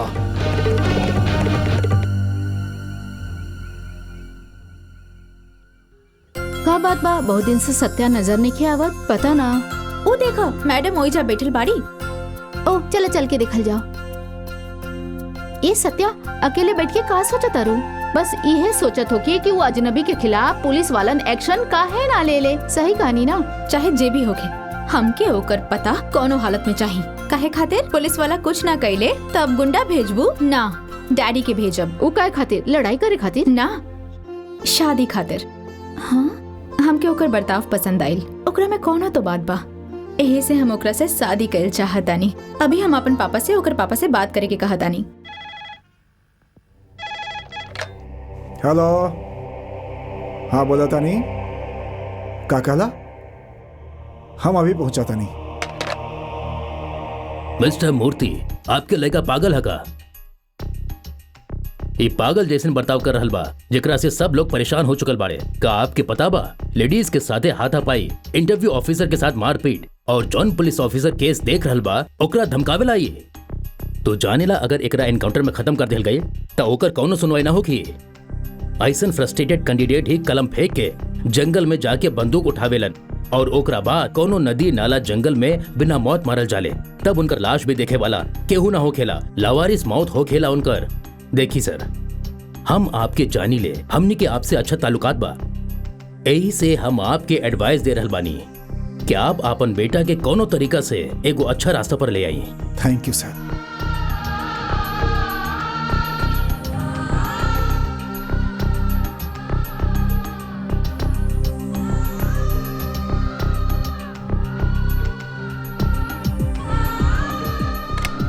बाबूजी, हम कोनो गलत काम नहीं कैले। ना भाई, गलती हमने कैले बानी, तबे तो हम तोरा समझ नहीं पावत, और एक जन्म में तोरा समझल भी मुश्किल बा। हमने की अज्ञानता के माफ कर दा बेटा, हाथ जोड़ा तानी तोरा सामने, क्षमा कर दा।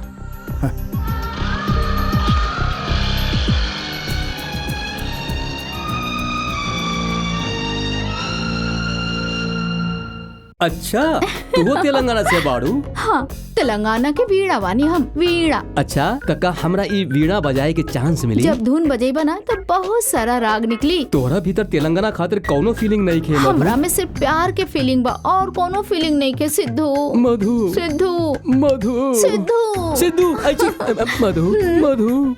ना ना ना ना अरे, ना ये का कर तरा? हाथ टूट जाई। ना हमार बहन, ये हाथ तना बाकी केहू के दिल जरूर टूट जाई। बाबा, बद्रीनाथ बाबा, जब तू बहुत छोट रहलू बहन, तब से ही तोहरा अपन बीवी मान चुकल बा। लेकिन हम तो इनके कब्बो ऊ नजर से देखने ही ना।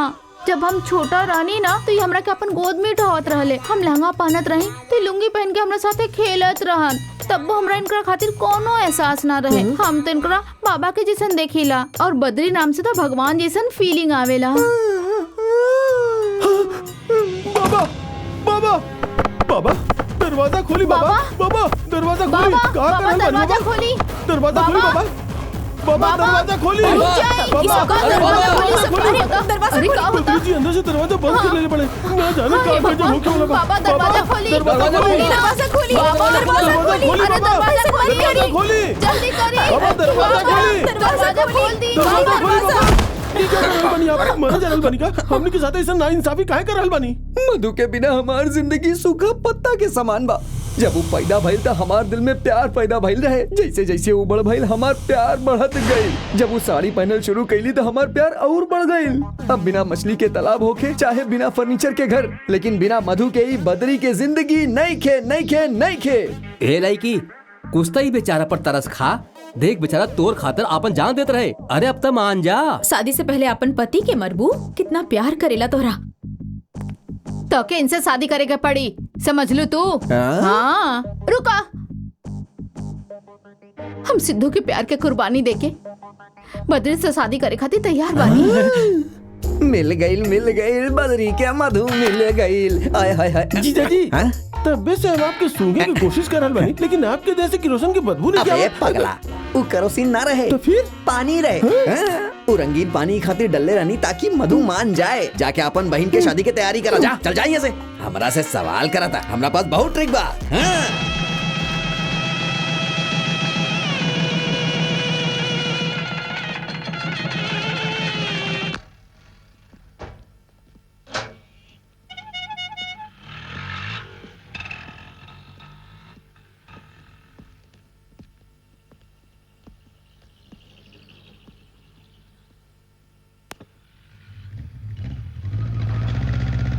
कहा चाहिए सर? एक कप चाय। कहा रे? ये पूरा इलाका पांडु अन्ना के हा। एजा सड़क किनारे बैठे वाला मोची भी पांडु अन्ना के हफ्ता देवेला, और तू हफ्ता दिहलता दूर पूछल बाड़े पांडु अन्ना के बारे। चल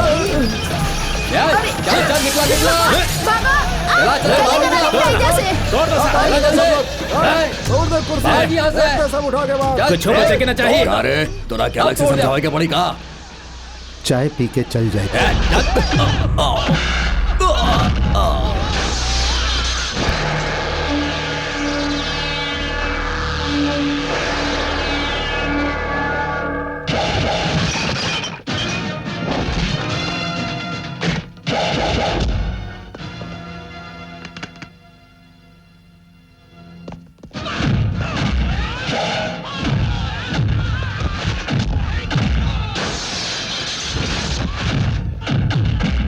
हेलो पुलिस स्टेशन।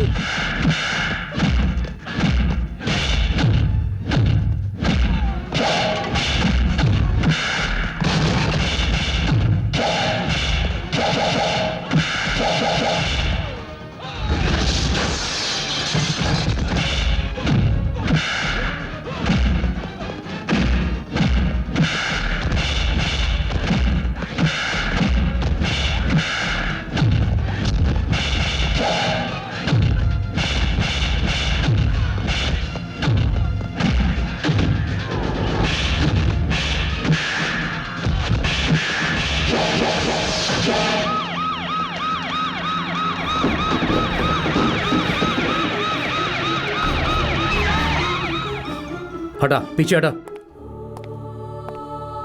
का भइल? एजा का भइल रहे? जल्दी बतावा। हम हफ्ता देवे से मना कहीं नहीं, पांडु के गुंडा लोग मारपीट के लिए ओकरा गिरफ्तार करी सर। ओकरा के हम गिरफ्तार तक कर ले, बाकी ओकरा खिलाफ गवाही के दी। गवाही के फिक्र तुम मत करे इंस्पेक्टर, गवाही हम दे। उस सब गुंडा पांडु के रहलन, जा अरेस्ट करो उनकरा।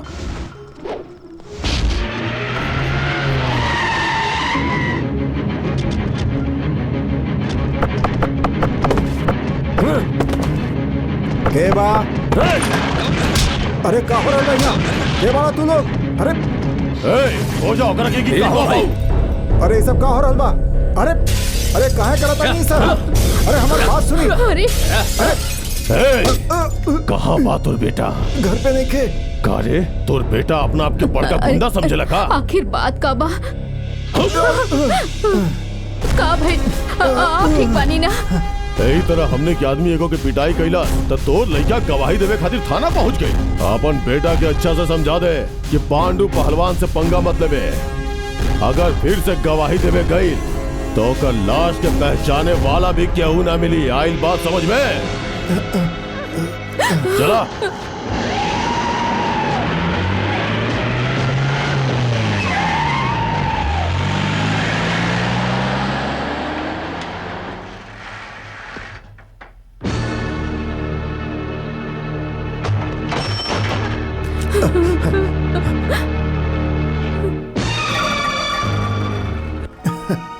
आई साहब आई, बैठी बैठी। जानकी देखा के आइल बा, तुहार बेटा आइल बा। समाज के सेवा करत करत थक गल होखी बेचारा। बैठी सर बैठी, आपके पास तो बहुत काम होखी। जानकी तू तो कुछ बोला, इनके पास बहुत बड़ा बड़ा समस्या बा। बैठी सर बैठी। एजा का भइल रहे? हमार सम्मान भइल बा तोहरा जैसन बेटा पैदा कैला के खुशी में। अभी तो बहुत सारा सम्मान बाकी बा तोहरा वजह से जोन हमरा के मिले वाला बा। अरे आज तक हमार माई बाप हमरा एको बार ना मरलन, बाकी आज तोहरा वजह से उम्र में एगो गुंडा हमरा घर में घुस के हमरा के बुरा तरह से मर लेवा। थैंक यू, आपके बहुत बहुत धन्यवाद साहब, थैंक यू वेरी मच सर। मल्लेश्वरी देवी जब ओलंपिक्स में मेडल जीतले रहे तो पूरा देश ओकर माई बाप के सम्मान कैलास, और क्रिकेट में जब सेंचुरी मरलास तो वीवीएस लक्ष्मण के माई बाप के पूरा दुनिया में सम्मान कैल गई। लेकिन आज जो हमरा के सम्मान मिलल बा वही बा कि हमरा के गुंडन से मार खाए के पड़ल, वो हमार बेटा के वजह से। देखा कितना खुशनसीब दिन बा आज। ऐसा मत कही। एकरा खातिर धन्यवाद, बहुत बहुत धन्यवाद। अब हमने के पहले ही बता दा कि और आगे का कैल चाहत बढ़ा तू। कल गुंडा लोग आके हमरा के मार दिहन और तुहार माई विधवा हो जाई तो तोहरा हमार पेंशन पर जिए के पड़ी कि वो गुंडा लोग आके तुहार पेट भरिया ना। देखा एकर शकल देखा, हमरा के ना मरलन तो एकरा मार दिहन, फिर ए उम्र में हमने दोनों में से केहू एगो बेसहारा हो जाई। का अपन माई के तोहरा बिल्कुल परवाह नहीं खे? अरे ऐसन का पाप के ले रहनी हमनी के ऐसन दिन देखे के पड़ रहल बा? का पाप के ले रहनी है? ना चाहिए तोहरा जैसन औलाद हमनी के, ना चाहिए।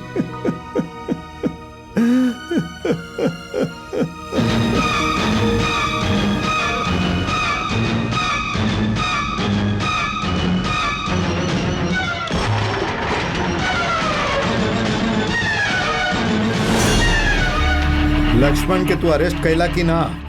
का बता सकत बानी कैसन काहे ना कैनी? हमने के ओकर खोज रहल बानी, मिल जाई ना, कोशिश कर रहल बानी। जा तोहार ऐसन कोशिश से वो कब्बो अरेस्ट ना होखी। हम तोहरा बताओ तनी, आवा हमरा साथे।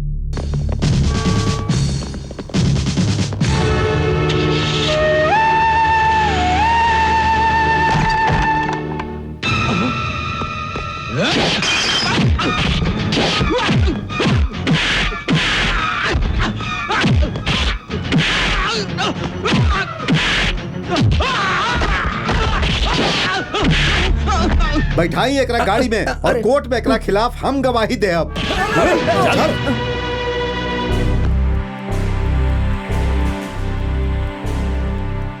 एकर गवाह के बा? हम बानी सर। हम ओइजा बैठ के चाय पियत रहनी सर। ये लक्ष्मण और एकर साथी लोग ओइजा आके हमनी से मारपीट कैलस।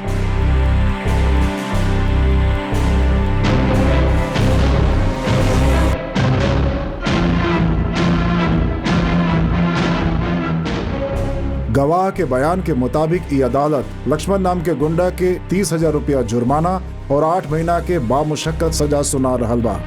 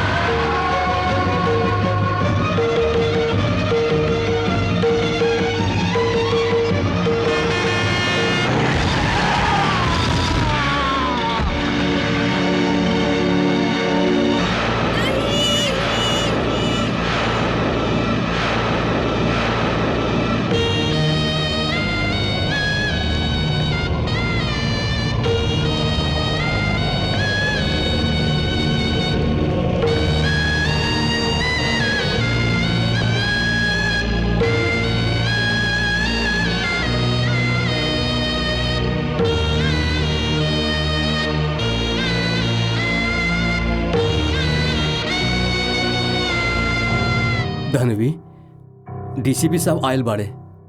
ना, ओकरा हिवा आवे के कोनो जरूरत नहीं है। धनवी ना मां, ओकरे वजह से ही हादसा भइल बा। बाबूजी के अपन दफ्तर में डटले रहलसु, यही वजह से बाबूजी इतना परेशान भइलन कि इनकर जान चल गई। ना, एकर वजह ई ना हा, तोहर हरकत के वजह से तोहर बाबा अपन जान दे देले बाड़े।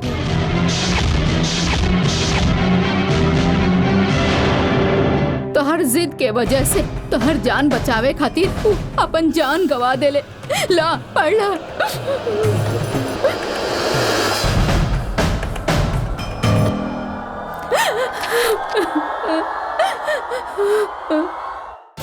प्यारा बेटा धनवी, हर एक प्रॉब्लम खातिर हर एक महकमा हो खेला। जैसे सड़क खराब हो जाए तो ओकरा खातिर म्यूनिसिपलिटी हो खेला, अगर बिजली खराब हो जाए तो बिजली विभाग हो खेला, और पानी की प्रॉब्लम होखे तो वाटर सप्लाई बोर्ड ओकरा के संभालेला और कानून व्यवस्था खातिर पुलिस डिपार्टमेंट होखेला। ऐसन हालत में तू काहे हर केहू के झगड़ा में फंस जाला? हर आदमी अपन अपन काम सही तरीका से देखे तो कहीं केहू कोनो दिक्कत में ना फंसी। यही से तोहरा के समझाए खातिर हम आखिरी रास्ता खोज ले बानी। हम तय कर ले बानी कि हम अपन जान दे देतानी ताकि तोहर जिंदगी सुधर सके। ये आत्महत्या ना होखे ऐसे हम एकरा के हादसा के रूप दे रहल बानी। हमरा मौत के बाद तोहरा के हमार जगह पर नौकरी मिल जाई। तू आपन और अपन माई के अच्छा से ख्याल रखी है।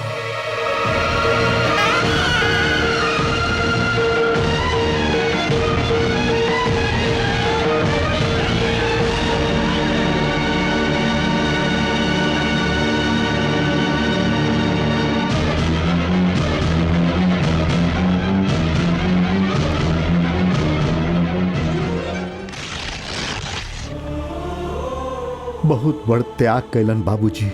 इंसान के बात से और जानवर के लात से समझावल जाला। हमरा जैसन के समझावे खातिर वो अपन मौत के चुनलन, मगर उनकर मौत से तो हम ही मर गई नहीं। काश हमरा समझावे खातिर वो हमरा मरते पिटते कम से कम वो जिंदा तो रहतन। लेकिन माँ, बाबूजी के त्याग के बारे में अगर तोहरा से एगो सवाल करी तो का तू अपन दिल पर हाथ रख के ओकर जवाब देबू? भरल बाजार में केहू तोहार जेवर तोहार पैसा छीन के भागत होखी तो का तू चिल्लाइबू ना? मदद खातिर चिल्लाइबू ना? कि वही जे खड़ा खड़ा ही सोचत रहबू कि हमार पति हमार बेटा बचाई हमके?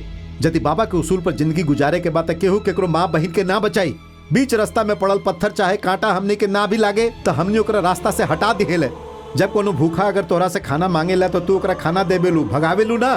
केहू के जान जात होखे तो तू ओकर जान बचावे के पूरा कोशिश करेलू। यदि हमनी के ऐसन लोग के मदद ना करब तो फिर का होई? रात के अंधेरा के तो बात छोड़ा, दिन के उजाला में भी केहू कहीं जाए के हिम्मत तक ना करी। और फिर ही दुनिया हमनी जैसन शरीफ लोगन के रहे लायक ना रह जाई माँ। यही जा खाली अत्याचार करे वाला लोग रह जाइए, दूसरा की इज्जत लूटे वाला लोग, वैसन लोग जिनकरा दूसरा के जिंदगी के कोनो फिक्र ही नहीं खे। चील कौवा के बस्ती हो जाई, केहू की इज्जत महफूज ना होखी, केहू के जिंदगी महफूज ना होखी, केहू के दौलत महफूज ना होखी, केहू के कोनो दोस्त ना रह जाई माँ। हैवानियत रह जाई, खाली हैवानियत। मगर तोहार पति के ये सब चीज से कोनो मतलब ना रहे माँ। उनकरा खातिर तो बस उनकर घर द्वार रहे, उनकर बीबी रहे, उनकर बच्चा रहे। यही से वो इतना बड़ बड़ कुर्बानी दे देलन। सलाम बा उनका, हेड्स ऑफ। ठीक बाबा, उनकर नक्शा कदम पर चल के हम खाली आपन परवाह करब, आपन परिवार के परवाह करब। संडे के संडे चिकन खाई, मंडे के मंडे मटन खाई, हर हफ्ता हम फिल्म देखब। बस यह मकसद हो कि हमार जिंदगी के। अब हमारा आंख के सामने केहू जिए चाहे मरे, चाहे केहू लुट जाए, हम एक को शब्द ना बोलब। पट्टी बांध ले हम अपन आंख पर। आंख रहला पर भी अंधा के तरह जियब, दिमाग रहला पर भी ना समझ के तरह रहब, हाथ में ताकत रहला पर भी हेल्पलेस बनल रहब, ताकि आत्मा के शांति मिले उनकर। टेक बाबा, बहुते बड़ कुर्बानी कैलनु। जे जैसन कही वैसने करब, कब्बो केहू से ऊंचा आवाज में ना बोलब। समझ ला, आज तोहार बेटा बदल गई बा। बस सुनकर आत्मा के शांति मिल जाए माँ, शांति मिल जाए, शांति मिल जाए।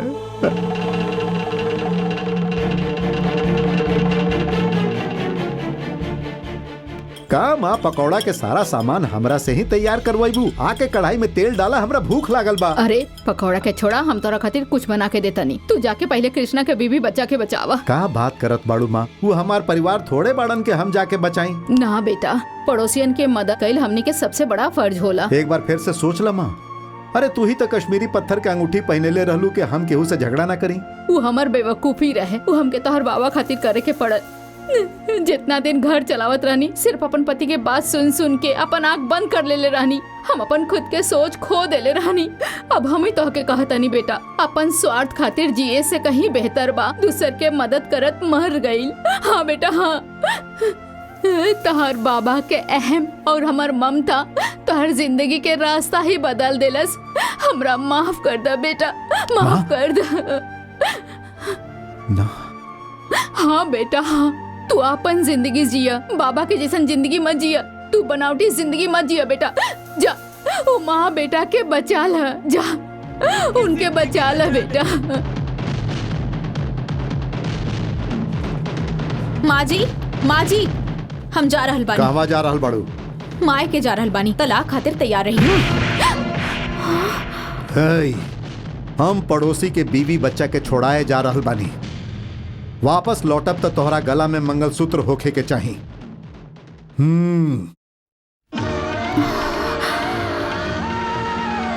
मधु मधु मधु हमरा खातिर तोके जिए के ही पड़ी। अब जिए में रखली का बा?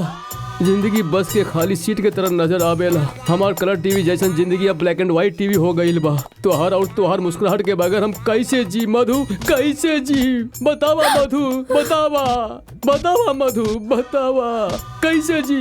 बतावा मधु। ई तो बतावल जा सकेला कि कब कवन आतंकवादी पकड़ल जाई, मगर हमनी के प्यार कब कहाँ पैदा हो जाई ई केहू न जानेला। आज हम अपन प्यार के वजह से सही वक्त पे पहुंचल बानी। अब हम अपन दिल तोहके देता नहीं। तब फिर अपने पति के कौन दिल देबू मधु? उनके दूसरा दिल दे दे मधु। हमार दिल में 2 बेडरूम बा, एगो में तू रहबा और दूसर का में हूँ। एक दिल ओके दे और दूसर का ताके। मगर काई मंगलसूत्र एक ही रही न 2 गो।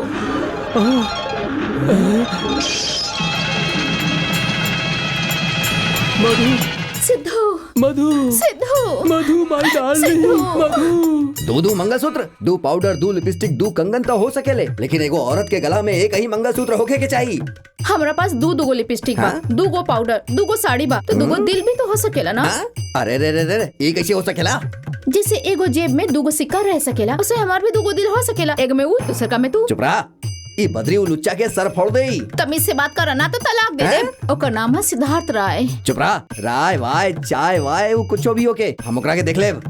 जीजा जी, जीजा जी।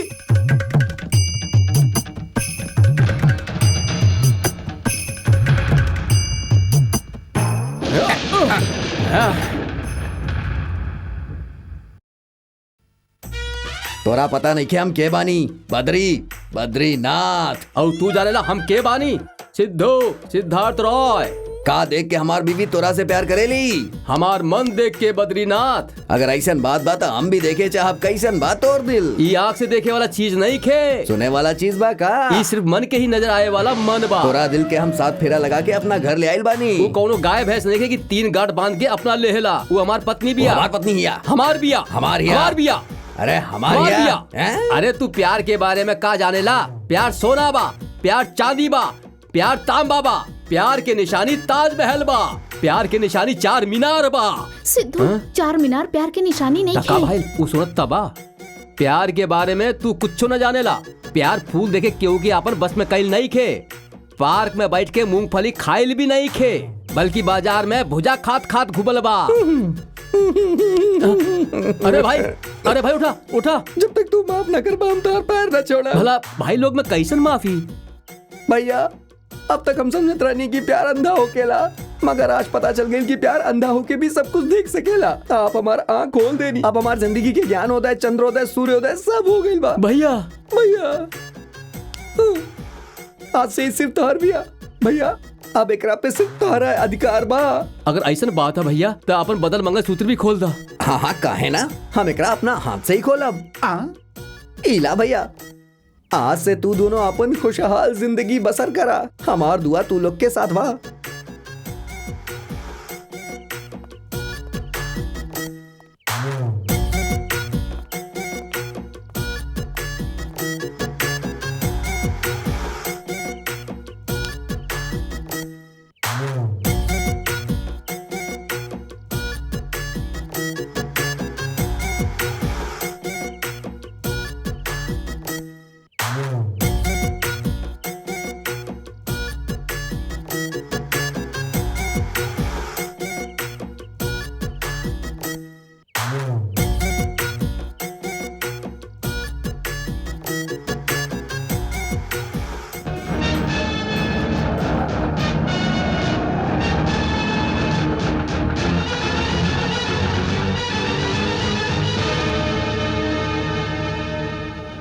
हेकर बीबी बच्चा कहवा बाड़ा? तू पूछे वाला के बारे।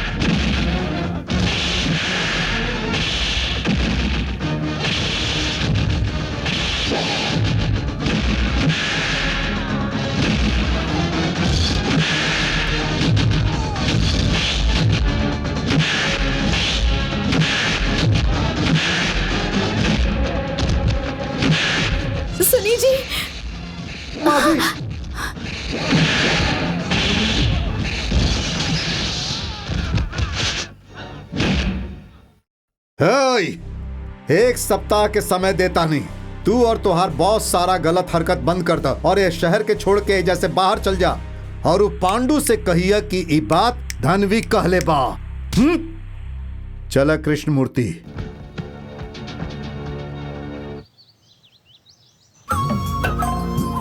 धनवी आ गई।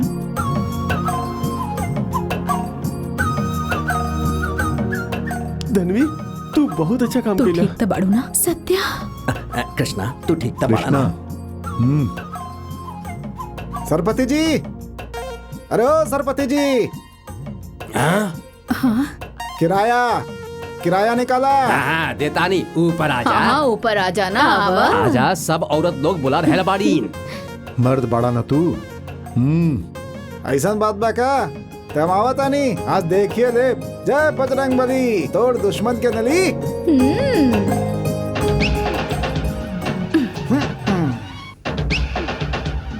हाँ हाँ आवा आवा।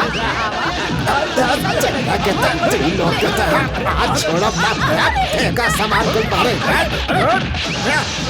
यहाँ से निकल निकल। निकल। मकान पर कब्जा कर। बहुत बढ़िया।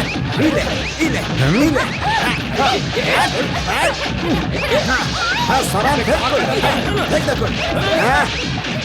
छोड़िए मत। हमरा मकान पर कब्जा करेंगे। सब सामान फेंक दे, उठा के बाहर। बाहर निकल निकल। बाहर निकल। आज से तू लोग के देखो तानी हम मकान पर कब्जा करेंगे। छोड़ो मत तू लोग के। चल भाग। बड़ा ही लला मकान पर कब्जा करे, अब दिखाई मत दिया। तन्वी भैया बहुत बहुत शुक्रिया, आप हमारा मकान वापस दिला देंगे। एकर ई मजाल कि तोहरा के किस करे, तू खाली हमार बाड़ा। पांडु भैया, हम वो से कहने की हमने के आपके आदमी बानी जा, फिर भी वो हमने के बहुत मरलस, मार मार के बुरा हाल कर देहलस और सड़क पर फेंक देहलस। वो हमनी के खूब मरलस और घर के सारा सामान उठा के सड़क पे फेंक देलस। बर्तन वर्तन तो छोड़ी, वो हमने के नंगे पैर रोड पे दौड़ा दे। ओकरा रास्ता पे लावे के एक एगो तरीका बा, ओकर बीवी और बच्चा के खत्म कर दा। कैसे सरकार? ओकर दोस्त आके हमने के खूब पिटाई कैलस और ओकर बीवी बच्चा के छुड़ा के ले गई। ऐसे कैसे ले गई? इतना ही ना सरकार, वो ये भी कह के गई बा कि एक हफ्ता के अंदर अपन अड्डा बंद करके यहाँ से चल जा, नाता वो हमने सबके मार डाली। के? वो मकान मालिक ना, ओकर पड़ोसी धनवी।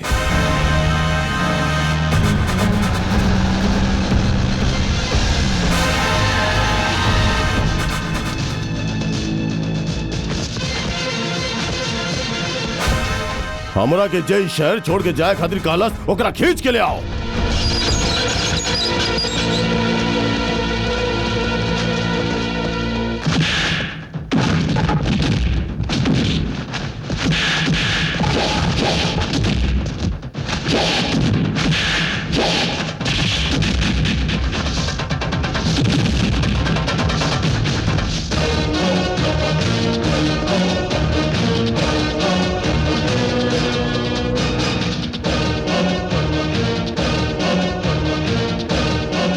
हमार मर्दानगी देख ले तू। मारा ही कमीना के।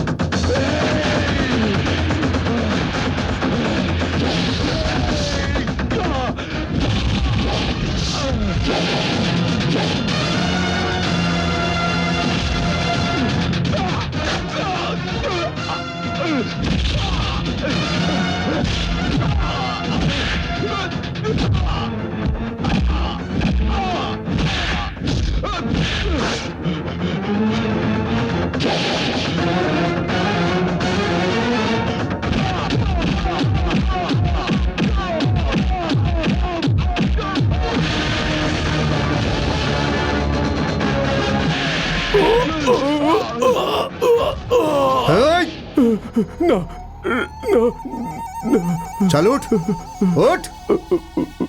हमरा के माफ कर दो, हमरा पे दया करा, हम मर जाए, कुछ तो दया करा। सबके जोर से बता के तू के बाड़े? पांडु पहलवान।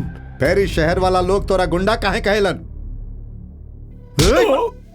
सामान उठावे वाला के कुली कहल जाला और खाना बनावे वाला के रसोईया। बाकी तू का करे लेकिन लोग तोरा के गुंडा कहेलन? कहवा के रहे वाला बाड़े तू? पता ना। माँ बाप के तो पता बाना तो के? नहीं के पता। अच्छा अच्छा, पढ़ल लिखल बाड़े की ना? ना ना। तू अनपढ़ गंवार बाड़े, तोहरा अपन माई बाप के भी पता नहीं खे तू बाड़े कौन चीज। तोर कोनो औकात नहीं के, मगर ओकरा बाद भी बड़ बड़ पॉलिटिशियन, डॉक्टर, वकील, पुलिस वाला सब आखिर तोहरा से डरेलन का है? हम गुंडा बनी ना, यही से डरेलन। अच्छा, तो ई गुंडा के डिग्री तोहरा कोनो विश्वविद्यालय से मिलल बा? ई बताओ सरकारी रहे कि प्राइवेट? चल ई बता कि गुंडा बने खातिर कई का जाला? भरल बाजार में 100 लोगन के बीच 10 लोग मिलके एगो आदमी के पीटेलन। 2-4 मर्डर और एगो रेप करे पड़ेला। ऐसन बात बा? निर्दोष लोग के जान से मार दिहल जाला। ओहो, बहुत बढ़िया।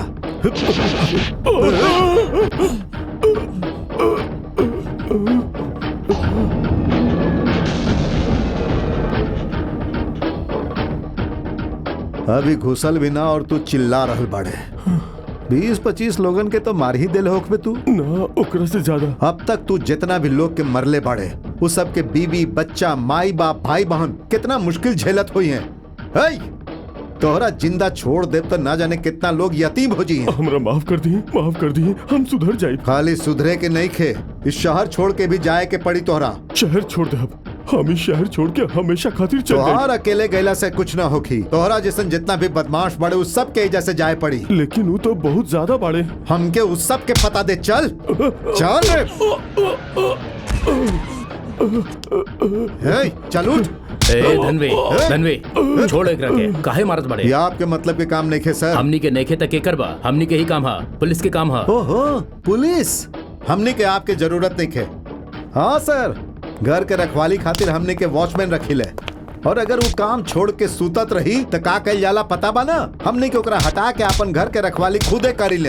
यही तरह हमने के तोरा पुलिस के नाम देनी, इज्जत देनी, वर्दी देनी, पिस्तौल देनी, हक देनी और एड्रेस भी देनी। फिर भी तू लोग अपन ड्यूटी ठीक से ना निभावेला। के कहेला कि हमनी के ड्यूटी ठीक से ना करी ले। कोनो जगह होके हमनी के ओइजा जरूर पहुँच ले, चाहे दिन हो कि चाहे रात, इमीडिएट एक्शन ली ले। का खाक एक्शन ली ले आप? ये एगो गुंडा बा और एकर क्वालिफिकेशन बा 25-30 मर्डर। कल अगर फेर से मर्डर करी तो एकरा अरेस्ट कैला के बजाय आप हमने से कहब कि हमने की रिपोर्ट लिखाई और गवाही दी। हमने ही कंप्लेन लिखवाई, हमने कहीं गवाही दी, सब कुछ हमने करी, तो फिर आपके क्या जरूरत? आगे से हमने अपन हिफाजत खुदे कर ले। अपन हिफाजत खातिर ही गुंडा लोग के मुकाबला हमने खुदे कर ले। एक क्रिमिनल्स के मिटावे खातिर हमने के आपके कोनो जरूरत नहीं खे। एक गुंडा से हमने खुदे पूछ ले कि के बाड़े इस शहर में और कितना गुंडा पल रहल बाड़े, ये बात के पता भी हमने खुदे लगा ले। और अगर आप चाहता नहीं कि हमने के कानून हाथ में ना ली तो थाना के पास पुतला के तरह खड़ा ना रह के उनका खोज निकाली और अपन वर्दी पे लागल कलंक मिटाई।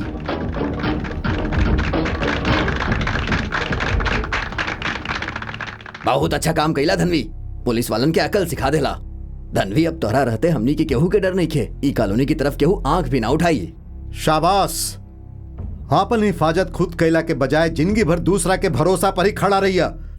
आज हम बा निकाल के हुआ और आई, ओकरा भी अपन सर पर बिठा ली है, ओकर तारीफ करके ओकरा आसमान पर बैठा दे। फिर जब वो थूकी ऊपर से त तू ओइजे रहिया जमीन में गड़ल कीड़ा के तरह। कबो तू सोचले बड़ा कि मर्डर होखला के 6 महीना बाद भी तू लोग पुलिस के निंदा ही करत रहेला? कबो आगे बढ़ के पुलिस के मदद कैले बड़ा? का तू कबो दिल से चाहे लेके अपन दिल के बात सारा दुनिया के सामने रख सका? का तू हिम्मत से फरियाद कैला कभी? का कबो सच्चाई के साथे गवाही खातिर खड़ा भइला? अकेले पुलिस भला का करी? वो तो हमनी जैसन ही लोग बाड़न और हमनिये में से बाड़न। जब हमनी के उनका साथ देहब तबे तो वो कुछ कर पाई है। चुपचाप तमाशा देखल बंद कर। अच्छाई के साथ देत बुराई के कुचलत आगे बढ़ल ही जिंदगी बा। जब भी कोनो गुंडा सर उठावेला तो ओकरा वही समय वही जगह कुचल देवे के चाहिए, ताकि बड़ा होके के बाद वो समाज खातिर श्राप न बन जाए। अरे हम कहवा तक, कब तक केकरा केकरा खातिर लड़त रहब? जब तक हमने में से एगो खातिर 10 और 10 खातिर एक के भावना ना आई, तब तक हमने के ऐसे ही डर डर के जियत रहब और ये नाइंसाफी और जुल्म के चक्र चलत रही। हमने के सिर्फ मुट्ठी भर दिल और चुटकी भर हिम्मत के जरूरत बा। फैसला आपके हाथ में बा। हाँ सर, हमनी के इज्जत झाड़ू लगावे वाले से भी कम हो गई बा। हमनी के अच्छे से पता बा कि कौन पॉलिटिशियन करप्ट बा और कौन बिजनेसमैन क्रिमिनल है। फिर भी हमनी के ओकरा हाथ ना लगा सकीले, काहे कि हमनी के भी मालूम बा कि हमनी में से बहुत लोग रिश्वतखोर बाड़े और प्रमोशन के लालच में केहू आपन बीवी बच्चा के प्यार में आपन ड्यूटी पूरा नैखन करत। और अगर यह हालत रही तो गांधी का खाक पैदा होगी। बाकी आखिरी मसला के हल्का बा सर। हाँ सर, जब आवारा कुत्ता के हमने शहर से बाहर निकाल देला और जरूरत पड़ने पर ओकरा मार भी देला, यही तरह हमने गुंडा लोग के समाज से हमेशा खातिर बाहर काहे ना कर देला सर? रूल्स के ओवर रूल्स हो जाला और ये सेक्शन के सब सेक्शन हो जाला। लेकिन सर, हमने की बेकार के बात से डर के अपन उद्देश्य ना छोड़ के चाहिए। सर, अब तक खाकी वर्दी वाला से कौआ भी ना डराला। अच्छा हो कि पुलिस वालन के जैसे ही नौकरी मिले तब फुल साइज के फोटो खिंचवा के अपन घर में लगाला और बीवी के हाथ बटावा। कम से कम ऊ तक खुश रही। You are exactly correct. हमने गुंडा मवाली की जमानत पर छोड़ला खातिर तक गिरफ्तार न करी ले, पर ये राजनेता लोग सुप्रीम कोर्ट तक जाके सजा माफ करवा ले वेलन। हमने के आपन फर्ज से पीछे न हटे के चाहिए। एकरा से पहले कि आम जनता के विश्वास पुलिस पर से उठ जाए और लोग पुलिस थाना के एगो हंसी मजाक के जगह समझे लगे, हमने के रूल्स, सब रूल्स, सेक्शंस, सब सेक्शंस, इन सब के किनारे कई के ई रंगदारन के दादागिरी के खत्म करे के खातिर ई लोग के साथे सख्ती से पेश आवे के पड़ी, ताकि हमार पूरा शहर के लॉ एंड ऑर्डर वापस आ जाओ। एज अ कमिश्नर हमार पूरा सपोर्ट आपके साथ ही बा। मिस्टर सुरेश, तोहरा 5 साल खातिर तड़ी पार कैल जाता और ये दौरान अगर तू एजा नजर आइला तो तोहरा गोली मार दिल चाहिए।